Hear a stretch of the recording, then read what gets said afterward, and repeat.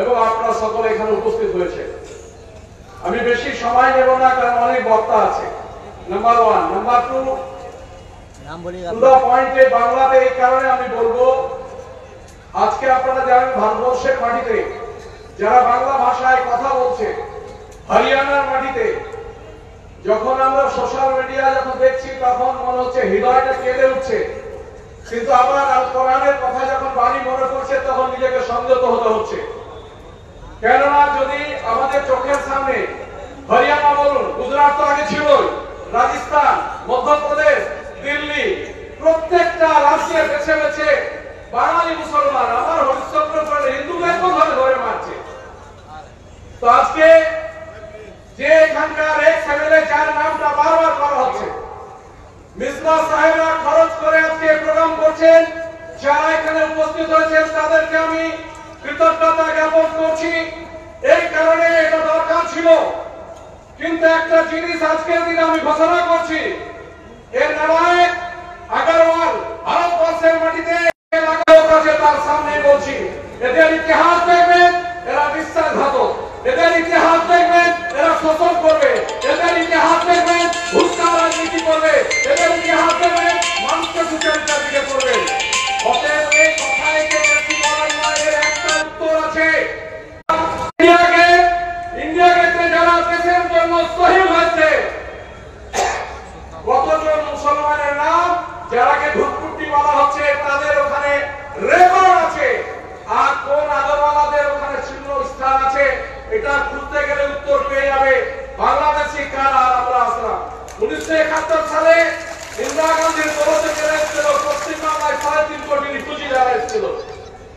আরে এই যে বিহারের মাটিতে এখন নতুন করে এই যে শুরু করেছিল, এটা যদি হতো তাহলে ওদেরকে তো প্রভাব ছেড়ে চলে যেতে হবে। আমি ওদিকে যেতে চাইছি না। আমি মূল যে কথাটা বলতে চাইছি, যারা এখানে সংখ্যালঘু সম্প্রদায় অর্থাৎ মুসলিম সম্প্রদায়ের মানুষ আছেন, আপনাদের কাছে আমার দুটো অনুরোধ থাকবে। আমরা এখানে কেন এসেছি? নাম্বার 1, এখানে যে এত মানুষ আসছেন ইনাদের বক্তব্য কেন আমরা শুনবো? আল্লাহ তাআলা পবিত্র কোরআন শরীফের মধ্যে বলেছেন, তোমরা যা জানো না জেনে নাও আলেমদের কাছ থেকে, যাদের হৃদয়ে ইলম আছে এবং ঈমান আছে। সূরা নাহলের 43 নম্বর আয়াত, সূরা ফুরকানের 59 নম্বর আয়াত। আজকে তাদের কথা শুনতে বলেছে, আলেমদের কথা, তা আমরা সবাই এখানে এসেছি, ওনারা বলবেন। এবং সূরা মায়েদা 76 নম্বর আয়াতে আল্লাহ তাআলা বলছেন, হে মুহাম্মদ, তোমার প্রতিপালকের নিকট থেকে তা তোমার উপরে নাযিল হয়েছে, তা তুমি অন্যত্র পৌঁছে দাও। মিসকাত শরীফে বলছে, যদি তোমরা এতটুকু জানো অন্যের কাছে তোমরা পৌঁছে দাও। ভারতবর্ষের মাটিতে আমাদের আজকে প্রশ্ন একটা জায়গায়, আমরা বেঁচে থাকতে পারবো কি পারবো না? নিশ্চয় আমরা জানি, সূরা আল ইমরানের 145 নম্বর আয়াতে আল্লাহ তাআলা বলেছেন, আমার বিনা অনুমতিতে কারো মৃত্যু হবে না। আমরা যদি ইমানদার মুসলমান হই, ভারতবর্ষের যোগী আদিত্যনাথ মোদী, অমিত শাহ এরাকে আমাদেরকে মারতে পারবে না। যেদিন আমার মৃত্যু হবে সেদিন আমরা করবো ইনশাআল্লাহ। আল্লাহ তাআলা অহংকারকে পছন্দ করে না, আপনারা জানেন। সূরা নাহলের 23 নম্বর আয়াত, সূরা হাদীদের 23 নম্বর আয়াত, সূরা লোকমানের 18 নম্বর আয়াত, সূরা নিসা 136 নম্বর আয়াতে বলছেন, আল্লাহ ঘোষণা করছেন, ঘমন্ড করনে वाले को मैं बर्दाश्त नहीं करता हूं। এবং আমাদের মনে হচ্ছে আমরা কোথায় যাব? আমাদের যে কেউ মা বাপ নয়।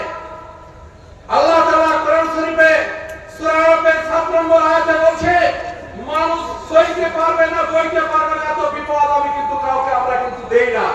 আল্লাহ তাআলা পবিত্র কোরআন শরীফের মাধ্যমে ঘোষণা করেছেন। আমার বিধানসভা একটা বক্তৃতার কথা, ওখানে যখন এনআরসি হচ্ছিল আর বাইরে একটাই হচ্ছিল, 2-3টা কথা বলে আমি শেষ করব, নাহলে অনেক কথা আছে শেষ হবে না।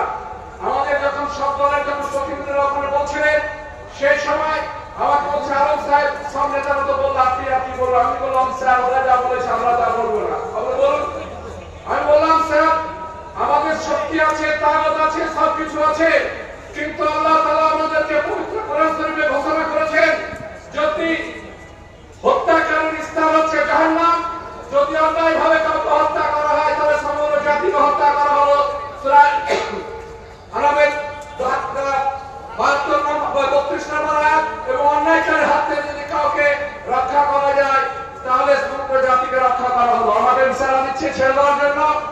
শুধু এই কথাই বলতে চাই, আপনারা একটা জিনিস মনে রাখবেন, আল্লাহ তাআলা কোরআন শরীফের কোন জায়গায় আমাদেরকে বলেনি যে হত্যা করো, প্রতিহত করো।